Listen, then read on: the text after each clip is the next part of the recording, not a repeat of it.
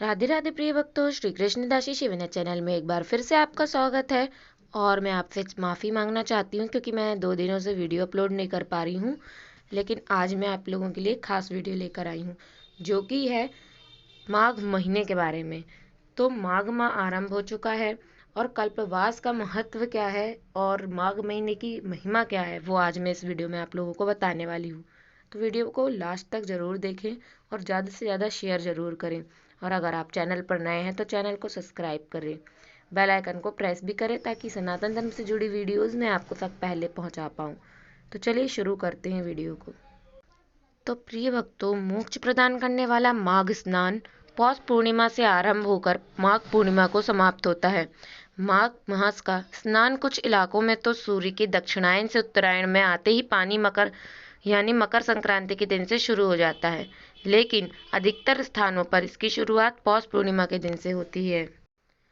तो माघ मास में जब सूर्य मकर राशि पर जाते हैं तब सब लोग तीर्थराज प्रयाग को आते हैं। देवता, दैत्य, किन्नर और मनुष्यों के समूह सब आदर पूर्वक त्रिवेणी में स्नान करते हैं। स्नान और दान कर पुण्य अर्जित करने के लिए माघ का महीना बहुत ही उत्तम माना गया है। मोक्ष प्रदान करने वाला माघ स्नान पौष पूर्णिमा से प्रारंभ होकर माघ पूर्णिमा को समाप्त होता है। माघ मास का स्नान कुछ इलाकों में तो सूर्य के दक्षिणायन से उत्तरायण में आते ही यानी मकर संक्रांति के दिन से शुरू होता है, लेकिन अधिकतर स्थानों पर इसकी शुरुआत पौष पूर्णिमा के दिन से हो जाती है। तो ये थी उसकी जानकारी। अब मैं आपको बताती हूँ कल्पवास का महत्व। तो पौष पूर्णिमा से माघ पूर्णिमा तक 1 माह का कल्पवास होता है। इस साल 25 जनवरी को पौष पूर्णिमा थी। उस दिन से कल्पवास शुरू हो जाएगा। माघ मास के समय संगम के तट पर निवास को ही कल्पवास कहा जाता है। संयम, अहिंसा और श्रद्धा ही कल्पवास का मूल आधार होता है। धर्मराज युधिष्ठिर ने महाभारत युद्ध के दौरान मारे गए अपने रिश्तेदारों को सद्गति दिलाने हेतु मार्कंडेय ऋषि के कहने पर कल्पवास किया था। माघ मास की क्या महिमा है अब ये जानते हैं। तो माघ मास की ऐसी महिमा है कि इसमें जहाँ कहीं भी जल हो वह गंगा जल के समान ही होता है। फिर भी प्रयाग, कुरुक्षेत्र, हरिद्वार, काशी, नासिक, उज्जैन और अन्य पवित्र तीर्थों और नदियों में स्नान का बहुत बड़ा महत्व होता है।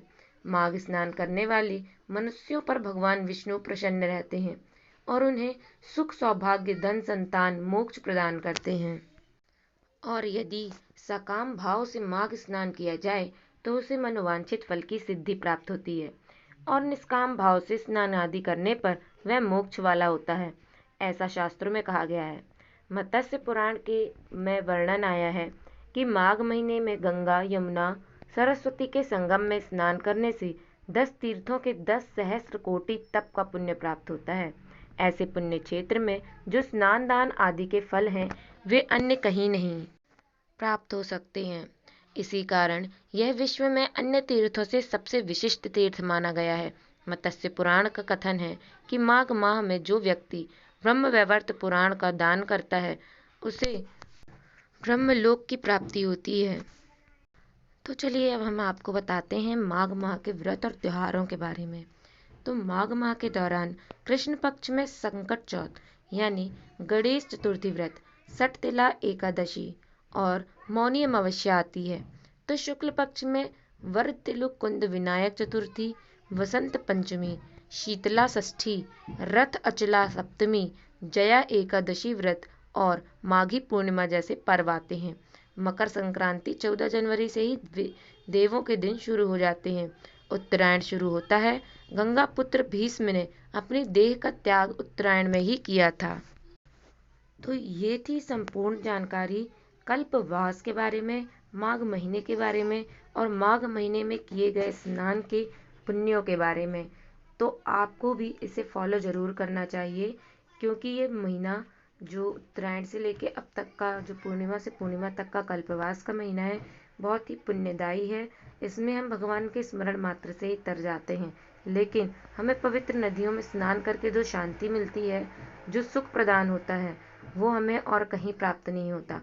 तो कल्पवास महीने में हमें 2 या 3 दिनों के लिए ही सही, लेकिन किसी नदी के तट के किनारे ज़रूर रुकना चाहिए भगवान का स्मरण करते हुए। और हम आज के दौर पे देखते हैं कि लोग रुकते भी हैं। कुंभ के मेले में हो गया, प्रयागराज में हो गया, लोग जाते हैं तो रुकते भी हैं, भगवान के दर्शन करते हैं, तीर्थ स्थानों का आनंद उठाते हुए, तटों का आनंद उठाते हुए वहाँ पे सुकून की नींद सोते भी हैं। और दर्शन करते हुए जब वो वापस आते हैं तो उन्हें इस चीज़ का अनुभव ज़रूर होता है कि बहुत सारे चिंताओं से हम मुक्त हुए हैं। तो ये कल्पवास का जो अभी महीना आरंभ हुआ है तो उसमें आप लोगों को एक बार ज़रूर जाना चाहिए ऐसे प्रयागराज में या तीर्थ नदियों में स्नान करने के लिए। तो आपको वीडियो कैसी लगी मुझे ज़रूर बताएं कमेंट सेक्शन में।